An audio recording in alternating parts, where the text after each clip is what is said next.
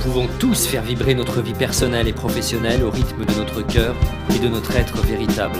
Chaque jour, je vous accompagne à oser une vie libre, épanouie et inspirante. Je suis Frédéric May, coach et créateur de sens et de potentiel pour l'être humain, et bienvenue sur ce podcast Oser ma vie. Kim Benour est notre invité aujourd'hui dans notre émission Oser ma vie. Oser ma vie, c'est le podcast qui vous permet d'imaginer, d'initier et de créer la vie que vous voulez. Bonjour à tous les explorateurs Oser ma vie. Salut Kim. Salut Frédéric.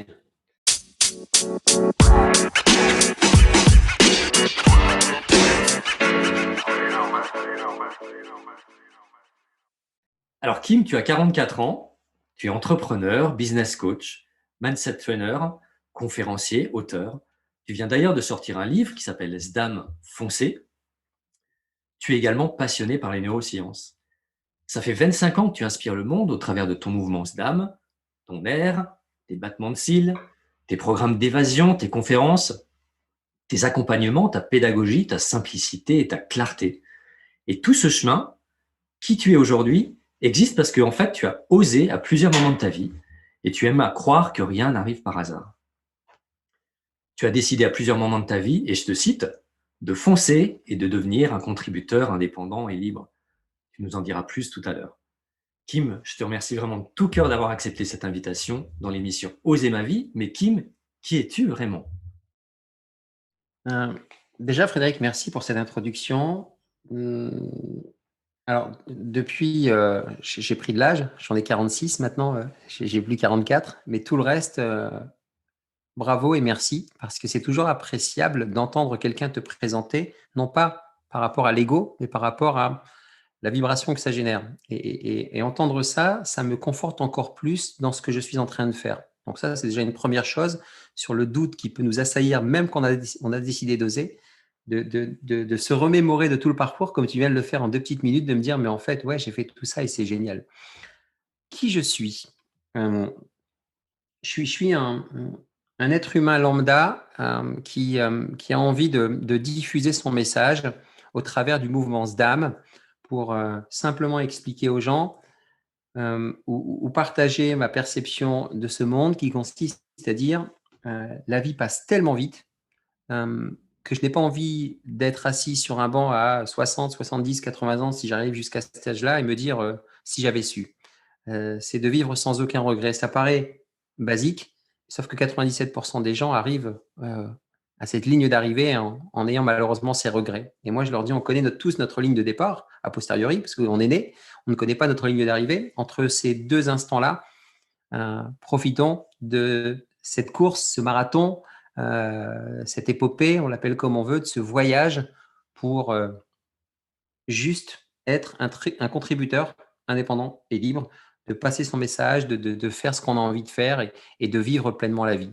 Donc, je suis un parmi tout et je suis tout parmi un et je suis un être humain qui apporte, comme le dit si bien Pierre Rabhi, sa petite part et qui fait sa part dans ce monde, tout simplement. Merci, merci. C'est vrai que j'aime bien ton image de se dire j'ai pas envie de terminer ma vie en me disant voilà la liste de ce que j'aurais aimé faire. Ça, y a rien de plus frustrant.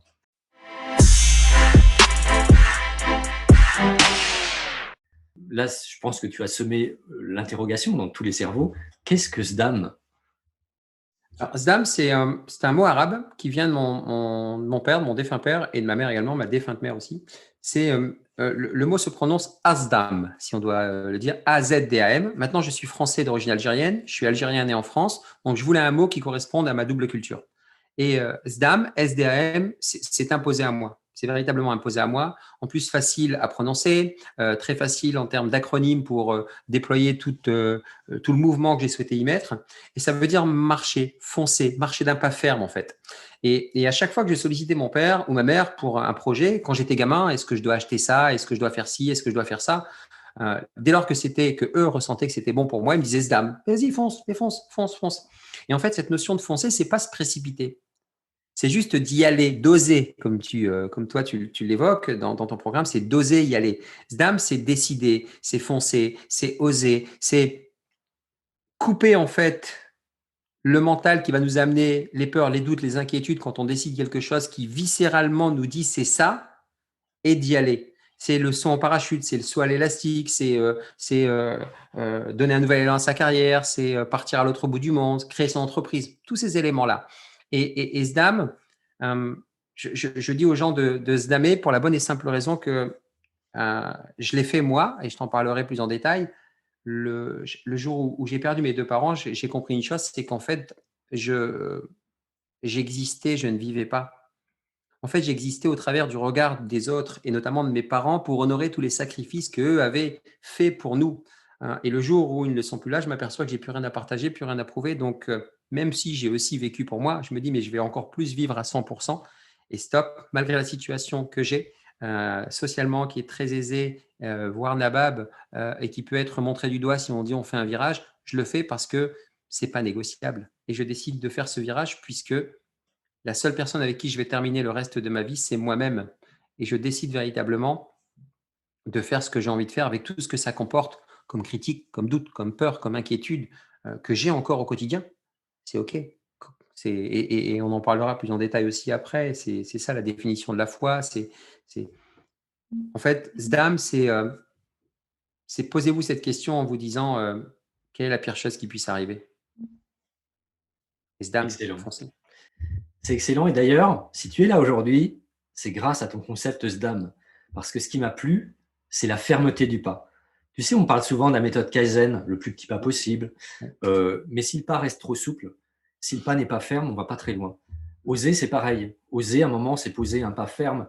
Et j'aime bien justement cette fermeté parce que si on ose et on reste dans le déséquilibre tout le temps, on n'arrivera pas très loin. Donc, merci pour SDAM. Et puis, si tu veux bien, on va essayer d'aller un petit peu dans ton parcours.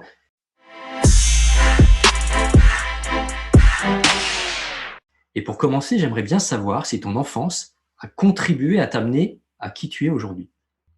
Mais complètement. Je l'écris dans le livre, justement, où c'est un roman initiatique, mais c'est aussi une espèce d'autobiographie. Mais je la veux la plus légère possible pour que le maximum de personnes puissent être à mes côtés et par-dessus mon épaule, voir un peu ma vie. Incontestablement, je fais référence, et je ne parle pas des personnes, je parle des êtres inspirants qu'ils ont pu être ou qu'ils sont encore. Steve Jobs explique avec la notion de connecting the dots, connecter les points. Tu sais, quand Steve Jobs, à un moment donné, prend des cours de calligraphie à l'université, il se demande pourquoi il fait ça, et que le jour où il reprend Apple et que les polices d'écriture Apple sont les plus belles au monde, la connexion se fait. Donc, pour répondre à ta question, tout ce que j'ai pu vivre, découvrir, subir, si je puis dire, dans mon enfance, font la personne que je suis aujourd'hui. Et incontestablement, avec le recul, j'ai cette gratitude, cette reconnaissance, cette joie de pouvoir revivre l'ensemble des éléments que je me retranscris dans mon inconscient pour me dire waouh, c'est ce qui m'a forgé, c'est ce qui fait que je suis là aujourd'hui. Donc, oui, oui, oui, plus que jamais. D'autant plus qu'avec notre appétence commune sur les neurosciences, on sait très bien, hein, de 0 à 3 ans, il n'y a que de l'amour et de l'attention. Ensuite, de 3 à 7, 8, 9, 10, 12, selon la police ou les manifestants, là, on a les croyances limitantes ou dynamisantes. Mais en tout cas, il y a ces notions de paradigme qui viennent s'installer dans notre cerveau. Donc, tout ça, pardon, fait que je suis la personne que je suis aujourd'hui. Oui, ça m'a beaucoup, beaucoup, beaucoup aidé, mon enfance, mes parents, mon environnement. Et alors, justement, est-ce que cette enfance te prédestinait à devenir aujourd'hui un grand coach, un professionnel de l'accompagnement? En toute humilité, oui, avec le recul. Tu sais, avant 40 ans, tu fais preuve d'humilité exacerbée de l'autre côté. Limite, tu es présomptueux, quoi. Et quand tu passes les 45, ce que je viens de faire il y a 2 ans là maintenant, quasiment, 40, 45 plutôt, tu commences à avoir un peu plus de sagesse. Et en fait, oui, j'ai commencé à reconnecter un peu les points. Le livre m'a beaucoup aidé pour ça, hein, dans l'écriture. C'est un peu aussi thérapeutique, autothérapeutique, hein. Quand je me suis aperçu que dès mon plus jeune âge, déjà, j'avais une volonté, une envie d'être un peu différent. Mais on a tous cette notion de différence, hein, et je me suis aperçu que j'observais beaucoup déjà dans la famille. J'étais déjà un coach familial de par le fait que j'attirais l'attention, l'énergie, de par le fait que j'étais, on va dire, un peu le médiateur dans des situations conflictuelles ou la personne qui faisait rire, le rassembleur. Donc, j'avais déjà un peu cette appétence-là que mon père m'a identifié et a mis en avant fortement. Et tu le comprends avec l'âge, avec le recul. Mais une chose est sûre, c'est que j'ai toujours su au plus profond de moi qu'aider mon prochain, qu'accompagner, c'était ce qui me faisait le plus vibrer.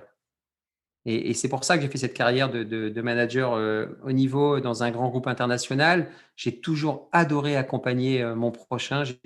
J'aime encore au quotidien, partager mon savoir à partir du moment où la personne vient et est demandeuse. Je vais lui poser les bonnes questions pour pouvoir l'aider à faire son chemin de vie. Donc, j'ai toujours eu cette appétence. Et plus l'âge avance, plus je me rends compte que, en fait, on sait déjà tout ce qu'on doit faire. Et c'est ce que je mets dans le programme SDAM. Et chacun ici qui a un doute a cette capacité à reconnecter l'ensemble de ses points pour savoir ce qu'il peut apporter au monde et ce qu'il peut partager au quotidien.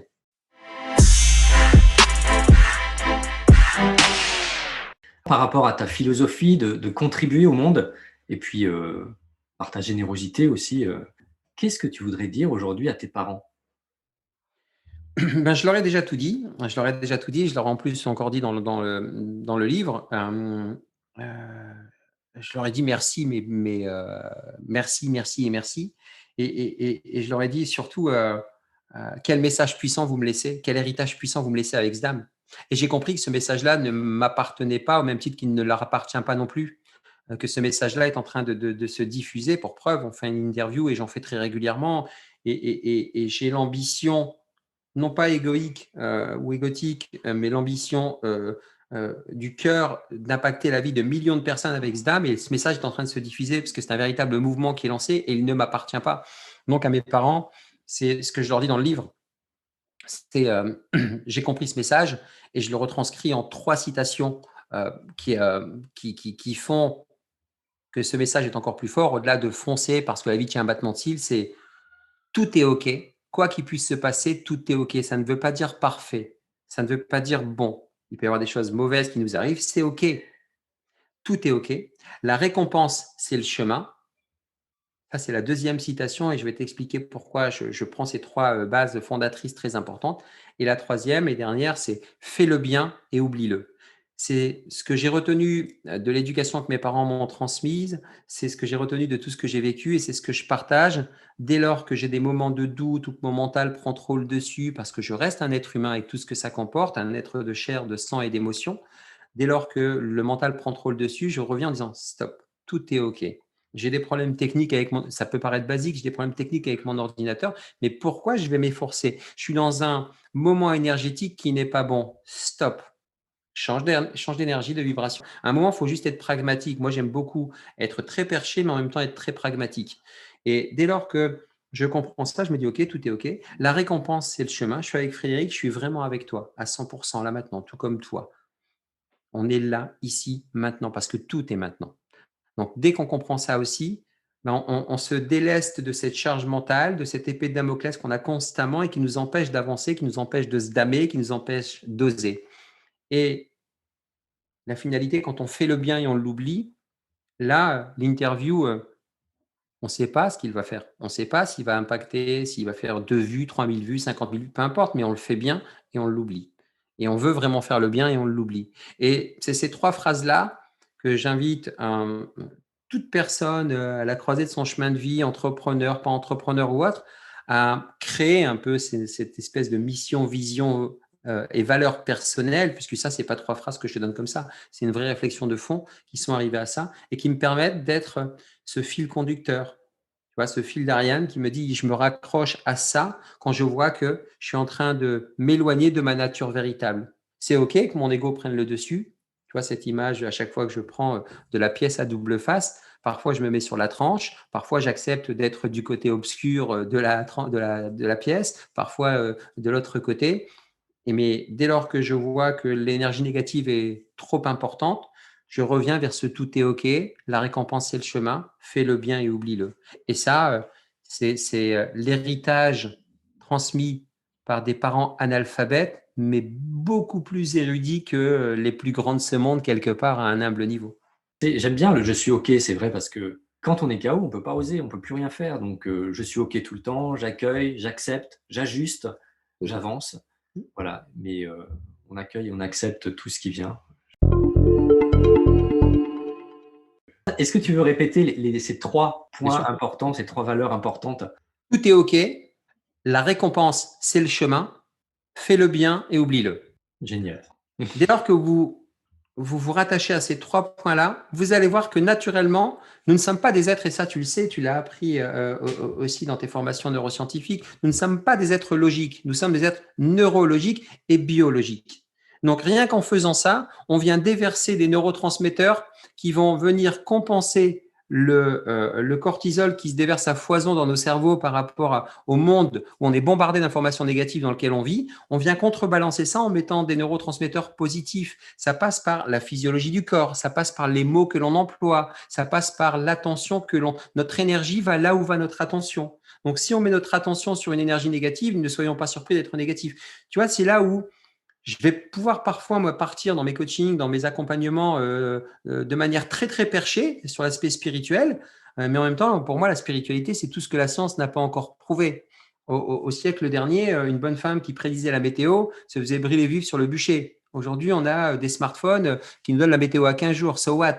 Donc, à un moment, faut juste pouvoir laisser. Moi, j'assume pleinement le fait qu'il y a une puissance divine, pas divine, peu importe. Ça, c'est personnel, c'est intime même, hein, qui fait que depuis 47 ans, quoi qui ait pu m'arriver, positif ou négatif, il y a toujours eu quelqu'un ou quelque chose qui a été là. Pourquoi? C'est que je suis encore là face à toi en train de respirer, donc je suis en vie. Donc, comment je peux douter de tout ce qui va m'arriver jusqu'à mon dernier jour? C'est ça la définition de la foi, c'est de rester dans l'instant présent. Ben merci, merci pour ce partage.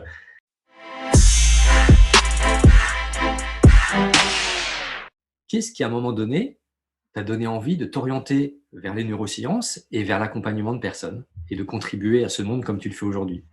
C'est vers l'âge de 15-16 ans. 15-16 ans où, je te dis, déjà tout petit, je me dis, j'ai l'impression d'être en marge, je suis pas comme mes frères, moi je suis toujours en train d'observer, toujours en train d'analyser tout ça et je lis ce livre de Dale Carnegie, Comment se faire des amis et influencer, les autres. Alors le titre, il est très marketing.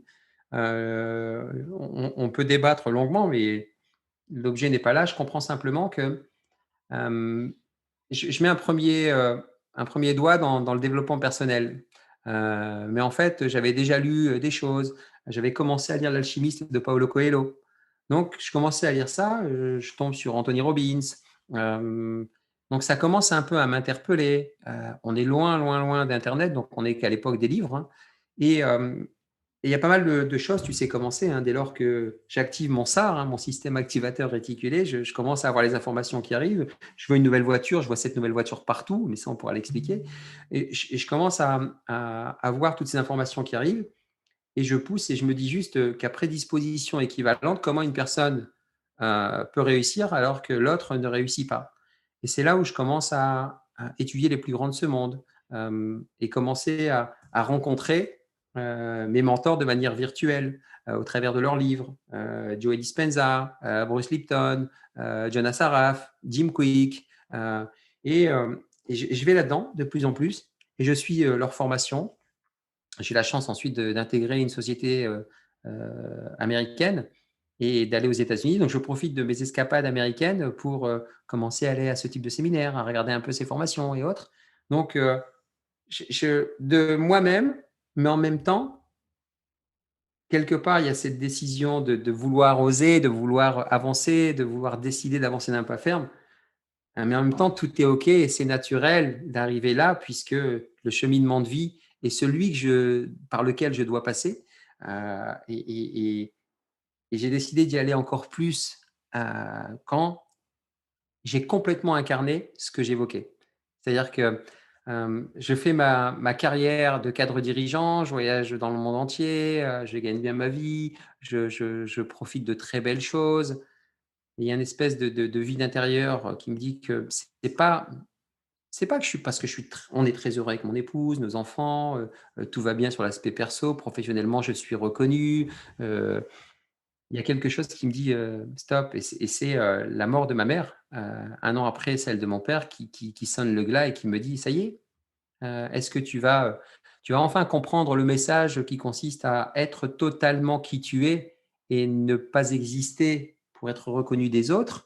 Parce que les titres, les médailles, les maisons, les voitures, très bien, j'aime beaucoup ça, j'aime les belles choses et c'est pas incompatible, mais c'est pas une fin en soi dans ce que tu souhaites faire et c'est là où j'ai encore plus accéléré pour me dire, tout ce que tu as appris durant toutes ces années, c'est remonté à la surface. J'ai reconnecté l'ensemble des points et c'était, mais alors d'une fluidité, le mouvement SDAM, le programme SDAM, la méthode SDAM, c'était ça. Et ça, je l'ai fait dans une unité de temps spécifique puisque j'ai osé accepter, ajuster, comme tu disais fort justement tout à l'heure, à 45 ans, vivre pleinement la douleur, la souffrance, le deuil de la perte de mes 2 parents en 1 an, où je me suis retrouvé dans un vide abyssal alors que je suis homme, je suis père de famille, je suis homme au foyer, je suis toutes les étiquettes possibles et imaginables.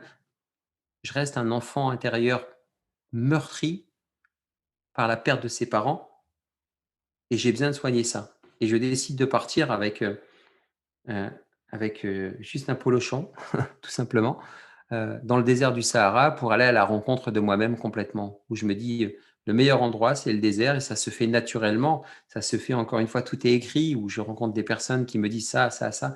Une semaine après, j'y vais, mon épouse qui me dit: «Mais je te fais totalement confiance, si tu as besoin de ça, vas-y». Et je me retrouve dans le désert du Sahara et je vis une expérience exceptionnelle où j'aligne mes 4 C: corps, cœur, conscience, cerveau. Et une fois que les 4 C sont alignés, je suis dans ma verticalité complète, ce que j'évoquais tout à l'heure, et je peux diffuser mon message qui est de l'air, de l'amour inconditionnel, radical, parce que c'est la seule chose qui est intemporelle, qui est infinie et qui drive, selon moi, encore une fois, qui régit le monde, c'est la source universelle, c'est l'amour, quoi. Ça, c'est ce que je pense.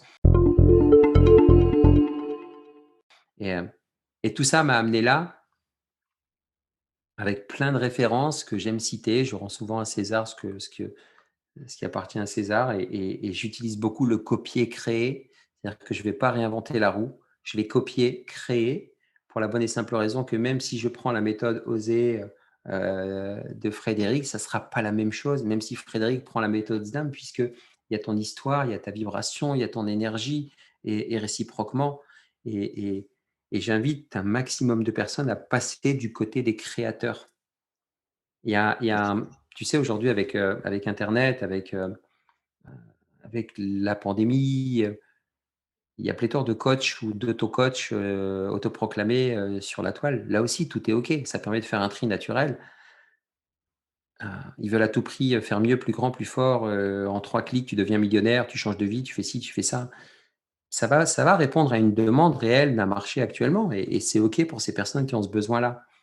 Moi, j'invite les gens à écouter véritablement leur intuition, à descendre le mental, à descendre dans le cœur, à descendre vraiment même au niveau du plexus solaire, au niveau du chakra racine, allons même plus loin pour écouter notre petite voix intérieure. Et c'est pas moi qui le dis, c'est Will Smith, c'est Jobs, c'est Bill Gates, c'est Spielberg, c'est Jim Quick, et on peut continuer la liste comme ça. Hein. Euh, c'est toutes ces personnes qui ont quand même des références, qui sont des références.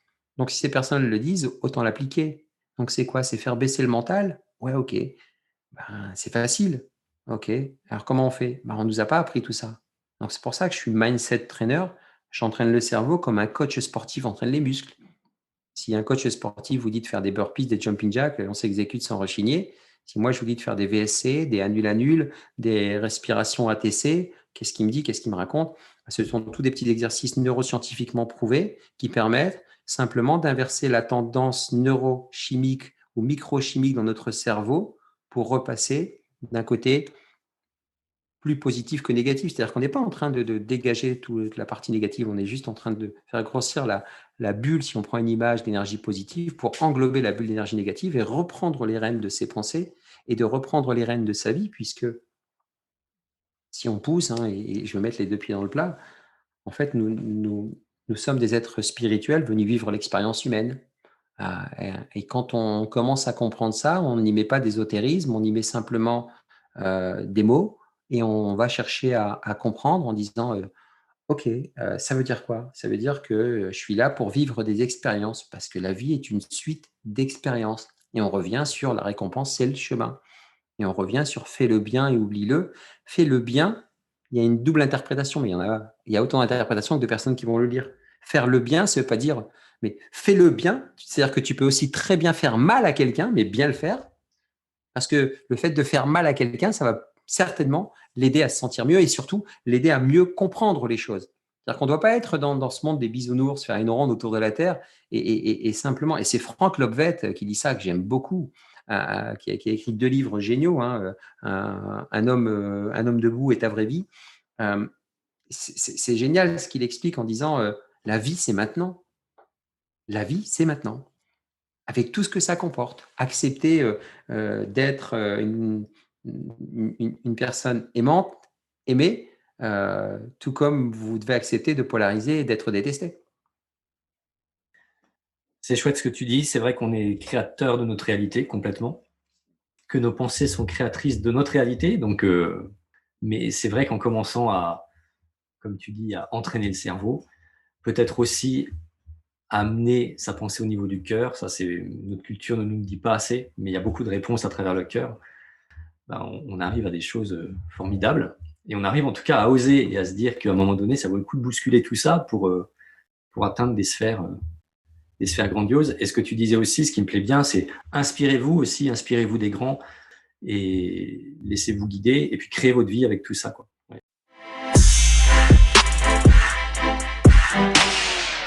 J'aime beaucoup ce que tu dis et je me permets, parce que ça me fait penser à quelque chose, parce que tu sais, comme on sait, tout est énergie, et là, ce que tu dis, ça vibre aussi en moi, et ça me permet de rebondir en disant que, en fait, encore une fois, ce qui nous sépare de la véritable vie de nos rêves, ce sont uniquement les histoires qu'on se raconte dans la tête. Ça, je le répète régulièrement à mes coachés et je leur dis juste, mais tu changes pas comme ça l'histoire. Même si on peut imaginer que dans notre tête ou ailleurs, une espèce de bobine, la bobine de notre film qui se déroule et au travers de nos yeux, c'est le projecteur de tout ce qu'on voit, on peut faire pause, enlever la bobine, couper les images négatives, recoller un peu comme dans les anciens films et remettre et appuyer sur play et s'apercevoir que les choses changent. Oui, c'est aussi simple que ça.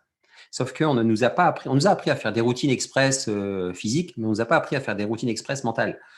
Et c'est là où c'est important d'entraîner le cerveau comme un muscle, même si le cerveau n'est pas un muscle. Mais quand on comprend juste ça, la neurochimie, quand on comprend les circuits neuronaux, quand on comprend tout ce qui est neuropeptides, neurotransmetteurs, on va commencer à influer par de la respiration, on va commencer à influer par une posture, on va commencer à influer par le fait de descendre le mental avec les 60 à 70 000 pensées qui nous empêchent d'accéder à notre inconscient, notre subconscient qui, eux, savent tout, puisque c'est bien ces éléments-là, si on parle d'éléments qui font pousser nos cheveux et nos ongles pendant qu'on est en train de dormir, en prenant juste ça de manière pragmatique, c'est revenir à des choses cartésiennes tout en acceptant qu'il y ait des choses qu'on ne sache pas.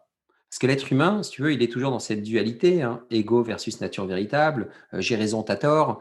Et quand on commence à se délester de cette volonté de toujours vouloir avoir raison, là, on commence à expérimenter, si on doit dire, un peu plus pleinement la vie, parce que chacun va mettre son curseur où il l'entend, quoi. Parce que si quelqu'un veut toujours avoir raison, c'est ce qu'il doit gérer dans cette unité de temps qui lui est donnée sur cette terre et qui doit comprendre ce qu'il doit régler avec lui-même, si on doit dire ça.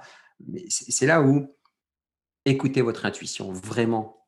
Et au plus, ça c'est une image que j'aime donner, au plus vous vous éloignez de vos racines, au plus elles reviennent au galop.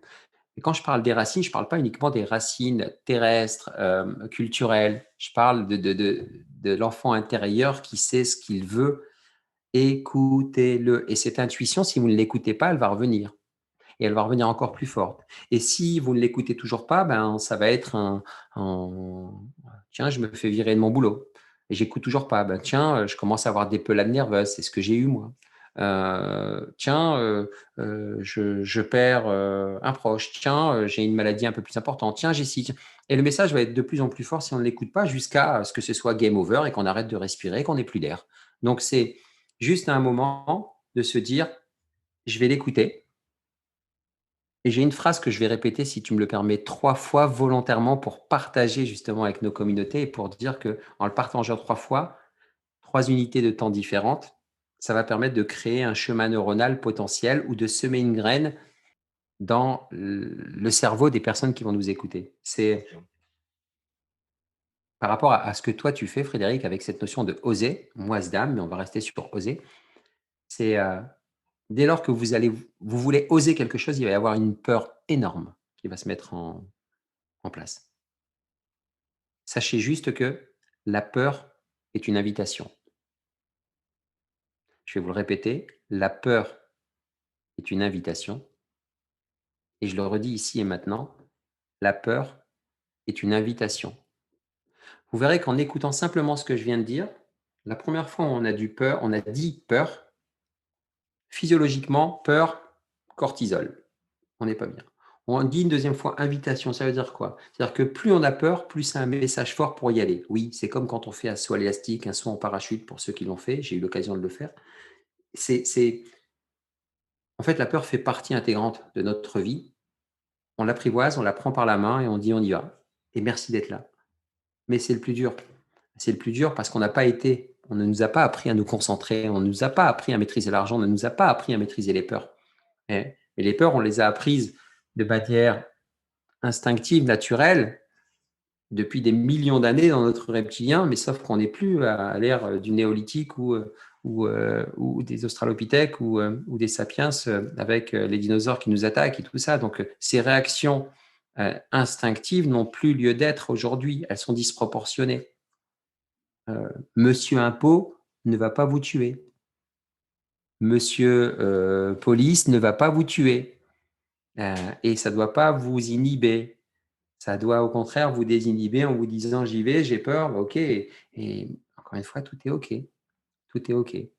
Ouais, tu as soulevé une chose importante, c'est d'accueillir ses peurs et que du moment où on ne va pas mourir, finalement, bah, faut la vivre. Il n'y a pas de raison, puisque sinon, on ne va pas pouvoir avancer.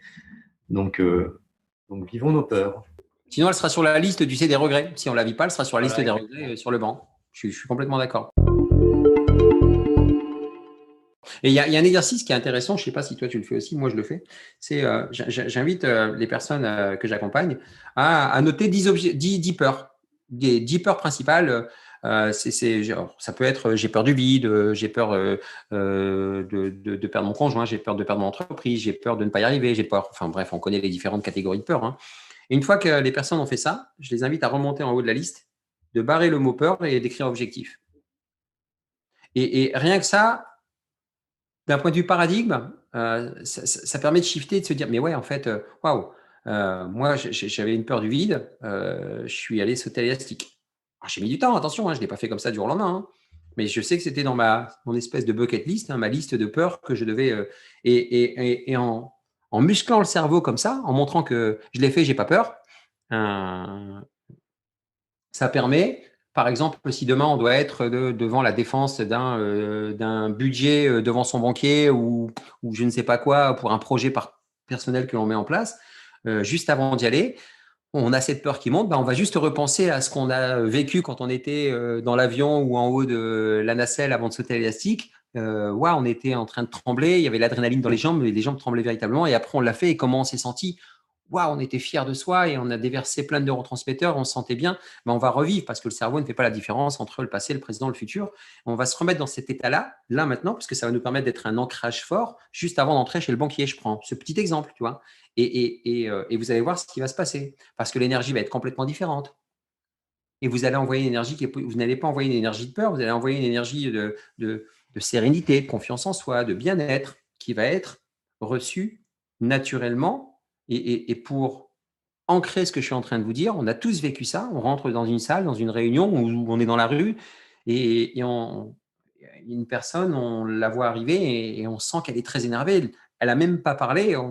Waouh, elle nous met un froid dans le dos, cette personne. Voilà, c'est juste l'énergie qu'elle dégage. Et inversement, on croise une personne âgée ou plus jeune et on a envie d'aller la voir parce que elle a une super aura et on a envie d'aller la voir. On a envie de l'étreindre, même lui faire un hug. Donc ça, on a tous vécu ça. Tu vois, donc ces énergies, elles sont importantes et ça, faut savoir les identifier pour les mettre dans des espèces de tiroirs dans notre cerveau pour savoir les ressortir au moment où on en a besoin. Ouais, j'aime bien. Puis là, en fait, tu viens de décrire les 3 phases un peu pour se dépasser. Mhm. Tu as l'observation Oui. qui permet justement d'observer sa peur et de prendre conscience qu'on a peur et qu'on ne va pas en mourir aussi d'ailleurs. Puis la deuxième phase qui est l'expérimentation, où tu vas tester, sauter à l'élastique et créer des ancrages. Et puis la troisième phase qui est l'intégration, où là, définitivement, tu vas être dans le dépassement de toi et la peur, bah, tu l'auras dépassée, elle n'existera plus. Tu auras créé une nouvelle croyance ou une nouvelle ressource face à Mhm. cette peur. Donc la peur, c'est une chance. Comme tu as dit, bah, finalement, la peur, elle est là pour nous permettre d'oser. Et tu sais, là aussi, dans ce que tu dis, ce qui est très intéressant, c'est que les gens vont dire, oui, mais ce sont des vérités connues que vous nous partagez là. Et les gens qui vont te dire ça, à juste titre, l'ont essayé, ça ne fonctionne pas. Et moi, je vais prendre cette image. Perdez pas de vue, encore une fois, de 0 à 3 ans, un enfant, on lui donne les deux as, comme je dis, de l'amour et de l'attention. Un enfant qui va casser quelque chose, il ne comprend pas, il n'a pas encore complètement. Donc, c'est que de l'amour et de l'attention. Ensuite, c'est là où, en fonction de nos comportements, on va dire les enfants, les yeux, les oreilles, ce sont des caméras et des micros, enregistreurs, et ils vont enregistrer absolument tout ce qui se passe, et ça va s'intégrer dans les paradigmes. Et ensuite, ben, ça va déployer les croyances limitantes ou les croyances dynamisantes. Et quand on dit ces fameuses 3 phases, là, il y a plein de chemins neuronaux qui se sont créés durant cette période-là. Donc, il faut les casser et en créer de nouveaux. Donc, la phase d'observation va permettre d'identifier le chemin neuronal déficient, si je puis dire. Et après, il va falloir l'intégrer, donc en créer un nouveau, en y allant et en expérimentant. Donc, on crée un nouveau chemin neuronal, un nouveau circuit entre nos neurones. Maintenant, comme l'ancien, il est là depuis très longtemps, bah, il faut que le nouveau soit encore plus fort. Donc, c'est pour ça que je prends cette image, une espèce de route. Regardez, vous avez tous déjà eu des travaux pas loin de chez vous et vous voyez qu'il y a une nouvelle portion de route qui va être faite. Ben, avant que la portion ouvre, ils vont d'abord creuser. Ensuite, ils vont mettre des gros cailloux, ils vont les damer. Et ensuite, ils vont mettre du macadam. Et ensuite, ils vont le damer. Et ensuite, ils vont mettre des barrières sur les côtés. Ensuite, ils vont tracer les, les traits sur la route. Et ensuite, ils vont l'ouvrir. Et vous allez passer, vous allez dire, waouh, ils sont allés à une vitesse alors que ça fait 4 mois qu'ils sont en train de travailler. Mais simplement, chaque jour, ils en ont fait un petit peu. Ben, c'est exactement ce qu'il faut faire dans ce nouveau chemin neuronal. Vous savez que, en fait, je prends un exemple où j'ai peur du vide. Voilà, j'ai peur du vide. Si chaque jour vous vous dites, je ne sais pas moi, vous avez la possibilité d'avoir un escalier, que ce soit la butte Montmartre ou la Tour Eiffel, je dis voilà, tous les jours je vais monter 2 marches de plus. Tous les jours, je vais monter 2 marches de plus. Ben, vous allez voir que vous êtes en train de créer ce chemin neuronal et que vous allez finalement vous retrouver en haut de la Tour Eiffel au bout de 3 ou 4 mois. Je prends cet exemple-là, mais juste pour bien vous expliquer que ce n'est pas comme ça. Oui, il peut y avoir un choc, mais sauf qu'il y a un circuit neuronal, un chemin neuronal qui est déjà instauré depuis très longtemps. On peut, au travers des neurosciences, au travers de l'auto-hypnose, au travers de l'hypnose, de pas mal de choses, venir en casser un et il est fini, très bien, comme ça en un instant. Mais simplement, il faut aussi le remplacer ou créer quelque chose de nouveau. Et ça, cette petite pépite qui consiste à dire un pas à la fois, c'est quelque chose qui permet aussi de tout relativiser, puisque l'être humain est dans cette confrontation interne de confondre justement vitesse et précipitation. Comme tout est OK, comme la récompense c'est le chemin, et comme fais le bien et oublie-le, cessez ou comprenez que la vie, c'est maintenant, comme dit Frank Lovett, j'aime beaucoup ça, et qu'on n'a pas besoin de se projeter à demain, c'est qu'on fait les choses là, et encore là. Oui, on peut programmer des choses, nos vacances, d'acheter un bien, de mon budget prévisionnel pour ma société. J'ai aucun débat, pas de problème. Il faut être autant, encore une fois, perché que très cartésien. Chaque chose que vous faites, pour être un véritable créateur, faites-le dans l'instant. quand vous faites chaque chose dans l'instant pleinement, de toute façon, on peut parler de n'importe quelle langue, ça va se sentir si la personne est dans la sincérité, elle est vraiment dans l'instant. Moi, je sais que là, j'y suis à 100%, je suis aligné, ça peut paraître présomptueux, prétentieux. Non, c'est un ressenti qui est partagé, ne serait-ce que par le langage de ton corps que tu me renvoies. C'est partagé par les personnes qui vont écouter ça, qui vont dire « Waouh, c'était super inspirant » ou « Ouais, encore une vérité reçue », parce que tout le monde ne va pas… Mais 80% des gens vont bien sentir qu'on est dans cette sincérité. Et cette sincérité radicale à son égard, elle est très importante. Donc, un pas à la fois, sans se mettre de pression. Juste ça. Et ce qui est génial dans ta philosophie, c'est que c'est même un pas ferme à la fois, sans se mettre de pression. Tu vois, c'est la détermination que toi, tu évoques aussi avec Oser. Hein. Tu vois, Mmh. quelqu'un de déterminé, tu vois, si je prends un extrême volontairement, hein, un terroriste, avec tout ce que ça comporte, il est tellement déterminé que rien ne peut l'arrêter, ce qui est dramatique hein, en soi. Hein. Mais si on prend le bon côté des choses, c'est cette notion de détermination. Quand quelqu'un est déterminé, bah, c'est ça, cette fermeté. Tu vois, tu es déterminé parce que c'est quelque chose de plus grand que toi. Moi, je sais que le mouvement SDAM est beaucoup plus grand que moi. Il faut, c'est pas il faut, parce qu'il faut, c'est un driver où on doit prouver quelque chose. C'est selon moi, euh, euh, la vie est tellement courte. Tu vois, j'ai perdu aussi, quand je te dis l'élément déclencheur, c'est que à l'âge de 22 ans, je perds un frère de 20 ans, 2 ans mon cadet. Et là, c'est un drame que je vis. Je me dis, mais Zdam, quoi, la vie, elle est tellement courte qu'il faut en profiter. Et ça me fait comprendre que ça passe très vite.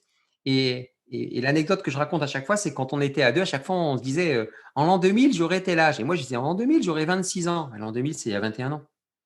Quand tu comprends aussi ça, mais tu te dis juste, je vais relativiser tout ça et je vais arrêter de me mettre cette pression parce que le temps passe vite, mais en même temps, il peut s'arrêter. Donc, c'est cette notion de temps chronos, temps kéros. Tu vois, dans la procrastination, mes formations que je fais, tu maîtrises bien ça. Mmh. Donc, quand tu comprends ça, que tu commences à explorer les notions de métacognition, les notions de neurosciences, mais tout est déjà là, quoi. On a tout. On a absolument tout. Allons chercher les choses, profitons. Et ce mouvement SDAM, il ne m'appartient plus. Et au départ, j'avais peur de ce mouvement. J'avais peur de dire, mais on va se fiche de moi, on va me montrer du doigt. Ça, c'est pour toutes les personnes qui sont là dans ce sas avant de sauter de l'avion, d'oser, de se damer, de tout ça, et qui vont, 80% d'entre eux, je le sais, c'est prouvé, vont faire demi-tour, ils vont pas y aller, malheureusement. Ben, c'est de se dire, en fait, quand tu franchis les deux plus grosses peurs que sont la peur du regard de l'autre et la peur du manque financier, puisque la relation à l'argent incestueuse et pornographique que l'être humain a développée annihile beaucoup de projets qui sont super intéressants. C'est de te dire que pour encore une fois le rapport avec le mouvement SDAM, il est beaucoup plus grand que moi ce mouvement. Il ne m'appartient plus. Et c'est quelque chose qui, euh, qui en soi me fait peur. Donc, c'est avoir un projet suffisamment petit pour impacter la vie de maximum de gens et suffisamment grand pour avoir peur. Et c'est là où vous n'oserez pas si ça ne vous fait pas peur, puisque la peur est une invitation. Tiens, on reconnecte à nouveau les points. Oui, et on n'invente rien.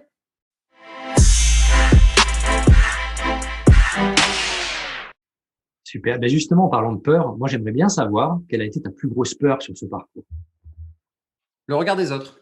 le regard des autres. Le regard des autres, avec le recul que j'ai encore parfois, parce que tu vois, je te disais 0 à 3 ans. Donc moi, on est 95% inconscient, 5% conscient. J'ai encore beaucoup de paradigmes négatifs, si je puis dire, ou de croyances limitantes. Mais c'est OK, tout est OK. Et c'est ce qui fait que je dois travailler au quotidien.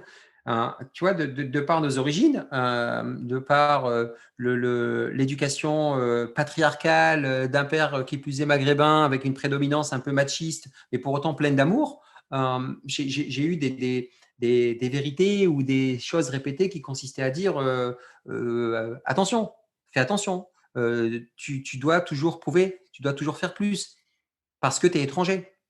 Tu dois toujours faire beaucoup plus que n'importe qui. Donc, ce besoin de reconnaissance exacerbé, ce besoin de vouloir être sur le podium à chaque fois, ben, n'est pas forcément que positif. Ça a du bon, mais ça a attiré aussi pas mal de choses parce que j'ai une exigence vis-à-vis de moi-même qui est parfois schizophrénique, tu vois. J'ai toujours l'impression que c'est pas parfait. Alors, on se soigne avec le temps, fort heureusement, et on comprend que quand on se déleste un peu de tout ça et qu'on se dit c'est OK. Donc moi, ça a été ça, ça a été D'accord. La peur du regard de l'autre. Et alors, d'accord. justement, qu'est-ce que tu as fait pour dépasser cette peur du regard de l'autre, qui est une peur relativement universelle? On est beaucoup, c'est très, très, très culturel, cette peur du regard de l'autre et du Bah, jugement. bien sûr. Comment tu as fait pour dépasser cette peur et à continuer à avancer? Ce que j'ai fait, c'est que j'ai commencé tout doucettement à sortir du bois sur les réseaux sociaux en expliquant qu'on était des êtres spirituels venus vivre l'expérience humaine. Hein, quoi? Qu'est-ce qu'il dit? Lui, avec son costume qui était manager, je me disais que je ne pouvais pas faire ça. Et ça, j'y suis allé une étape à la fois, l'image de la Tour Eiffel, une marche à la fois. J'ai commencé à assumer pleinement le virage à 180 degrés que je faisais. J'ai commencé à assumer pleinement mes origines parce que je les assumais pas pleinement. J'ai commencé il y avait aussi cette crise identitaire hein, quelque part. J'ai commencé à faire des petits exercices qui consistaient à accepter la personne que j'étais dans son entièreté. Parce que je dis une autre phrase forte, être soi, c'est non négociable. Super. Alors, Kim, sur ton parcours, est-ce que certaines personnes ont tenté de te décourager? Oui, dont une en particulier. C'est moi-même. J'ai été mon pire ennemi. C'est-à-dire que, encore une fois, on se raconte plein d'histoires dans la tête. Et, et à vrai dire, j'ai même été la seule personne à vouloir me décourager à chaque fois. Puisque les autres personnes, ça n'était que des opinions. Ça, c'est un point important à intégrer. Quelle que soit la relation que vous pouvez avoir avec ces personnes, à la proximité, quoi qu'elles vous disent, ce ne sont que des opinions, c'est leur opinion. Et si le projet, il est bien réfléchi, il est bien mûri, avec tout ce que ça comporte comme phase de doute, d'inquiétude, de peur, de crainte, hein, si vous êtes déterminé, si c'est viscéral, voilà, il y a déjà pas mal de cases de cocher, osez, foncez, se damer. Et la seule personne qui va vous empêcher de le faire, c'est vous-même, parce qu'encore une fois, la seule personne avec qui vous allez terminer le reste de vos jours, c'est vous-même. Ouais. Je confirme que notre ombre, elle nous suit toujours et à un moment donné, il va falloir l'apprivoiser, c'est sûr. Alors, à contrario, est-ce que sur ton parcours, il y a des rencontres qui t'ont inspiré ou en tout cas une rencontre qui t'a vraiment inspiré? J'en ai eu beaucoup, j'en ai vraiment eu beaucoup. Tu vois, on parle de neurosciences et moi, j'ai un peu transformé en or tout ce que je touchais. Si tu veux, j'ai eu la chance de rencontrer Steve Jobs. Quand il faisait encore l'Apple Expo à Paris, j'ai fait partie d'une petite équipe et mon patron m'avait dit bah, viens avec nous. On était dans une salle, on avait 40 personnes, 40 Français qui avaient la chance de voir Steve Jobs. Et ensuite, j'ai rencontré Bill Gates. Et ensuite, j'ai rencontré Satya Nadella, Ballmer. Donc, c'est les patrons de Microsoft, les patrons de. Parce que société américaine, on est là-bas. J'ai eu l'occasion d'être dans une suite avec l'ancien patron de BlackBerry. Donc, à chaque fois, j'ai pu rencontrer des personnes comme ça, très proches. Mais les deux personnes que j'ai pu rencontrer et échanger, même si c'était furtivement, parce que j'étais pas seul en one-to-one avec elles, hein, ça a été Malcolm Gladwell, qui est un écrivain américain exceptionnel, qui a écrit notamment The Outliers, et Deepak Chopra, que j'ai rencontré à une convention Microsoft. Deepak Chopra, devant 20 000 personnes, explique comment on doit gérer son entreprise. Je résume très succinctement. Il expliquait que pour venir à la conférence, on était à Chicago ou à Washington, je crois, je sais plus. Comme j'y allais souvent, hein, c'est pas de l'arrogance, mais j'y allais très très souvent. Et il expliquait devant 20 000 personnes qu'il était venu de son hôtel à la conférence en métro et qu'il avait senti beaucoup d'agressivité dans une personne dans le métro et qu'il a géré ça avec un sourire. Et c'est l'anecdote qu'il a racontée, il est parti. J'ai trouvé ça absolument Excellent. génial. Génial, avec des gens qui pèsent des millions et des millions et des millions. Je le résume encore une fois rapidement. Mais c'est ces personnes-là. Mais après, moi, je me suis fait beaucoup de mastermind, comme Napoléon Hill l'indique dans son livre Réfléchissez et devenez riche. C'est des masterminds, c'est que grâce justement au pouvoir de l'imagination, bah, j'invite des personnes à ma table de réflexion. Donc, je fais des conciliabules avec Jobs, avec mon père, ma mère, entre guillemets, où je vais juste, quand une fois, l'énergie va là où va l'attention, va là où va l'énergie. L'énergie, pardon, va là où va l'attention. Donc, je vais mettre mon énergie en disant, je me pose, tu vois, ces petites questions comment est-ce que je peux tirer profit de cette situation donc, je vais vraiment muscler, pas muscler, mais élasticiser un peu mon radar, mon champ de vue en posant des questions. Donc là aussi, pour répondre concrètement, des personnes inspirantes, je les ai dites. Et la personne la plus inspirante que vous puissiez rencontrer, c'est vous-même, sans pression, en vous posant des questions ouvertes, vous permettant d'élargir le champ des possibles. Super conseil, effectivement.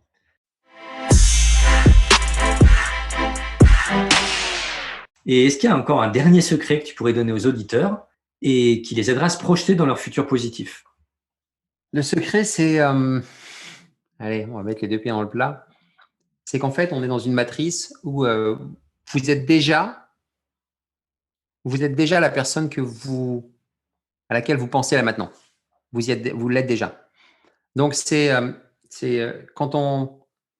encore une fois, je vais le dire 3 fois pour conclure là-dessus. Hier n'existe plus.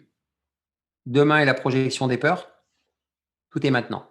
Quand on parle de mon enfance, on en parle où? On est ici. On en parle quand? Maintenant. Quand on parle de qui je veux être dans 5 ans, on en parle où? On est ici. On en parle quand? On est maintenant. Donc, tout est ici et maintenant. Comprenez que tout est ici et maintenant et que prenez ce temps pour vous, ce rendez-vous avec vous-même pour dessiner la personne que vous voulez être maintenant. Vibrez ça pleinement au niveau de votre corps, de votre cœur, de votre conscience, de votre cerveau et laissez la nature, l'univers, Dieu, qui vous voulez faire le reste, tout simplement. Merci Kim pour ta générosité. Et si tu le permets, on va terminer très rapidement par notre petit instant question-réponse. Allons-y. Si tu étais un animal, tu serais un dauphin. Plutôt désert ou sommet enneigé? Désert. L'émotion qui te touche le plus? L'authenticité. Le petit plat que tu adores? Lasagne au saumon. Pas mal. Et une qualité que tu sais voir chez toi? L'énergie et la générosité. Le souvenir d'une bonne odeur de ta jeunesse? Ah, les poivrons de ma mère. Plutôt classique ou plutôt rock? En rock. L'objet qui te suit partout? Mon bracelet. Ok. Plutôt entrecôte frite ou tofu salade? Les deux. Ok. Le mot grossier que tu utilises le plus? Merde. Plutôt fromage ou dessert? Fromage. Plutôt méditation ou jogging? Les deux. Le nom de ton doudou quand tu étais enfant? Je n'en avais pas et je m'en souviens pas. Ok. Plutôt cœur ou cerveau? Les deux. Merci Kim pour ta bonne humeur, ton sourire et ton expertise aussi. Et pour terminer, je te poserai encore une dernière question. Quels sont tes projets pour cette année? Aller dans le désert à plusieurs reprises, emmener un maximum de personnes au sortir du confinement, prendre un rendez-vous avec elles-mêmes. J'ai des programmes. Zdam Éclosion, qui est un programme d'accompagnement sur 6 mois, et la promotion de mon livre, et profiter de chaque instant, tout simplement. Super. Écoute, procurez-vous le livre de Kim, Zdam, foncez. On n'a pas beaucoup parlé de tes retraites dans le désert, mais effectivement, tu emmènes des petits groupes dans le désert pour se retrouver avec eux-mêmes. Donc, une riche expérience que je ne connais pas encore, mais j'y pense peut-être. Et puis, nous, en tout cas, on se retrouve dans le prochain épisode de Oser ma vie. Prenez soin de vous, je vous embrasse. Bye bye. Au revoir, Kim. À très bientôt. À bientôt, Frédéric. Merci à toi pour l'invitation. Merci pour votre attention. C'était Frédéric May pour l'émission Oser ma vie. Retrouvez-moi sur les réseaux sociaux ou sur mon site internet coaching-personnel.fr. Si vous avez aimé cet épisode, n'hésitez pas à réagir en commentaire ou à me laisser un petit audio ou à lever le pouce pour aimer ce podcast. Enfin, je reste disponible pour vous donner toutes les informations sur mes accompagnements Oser ma vie, Oser mon job ou Oser mon business et établir avec vous un plan d'action personnalisé. Prenez soin de vous et à très bientôt.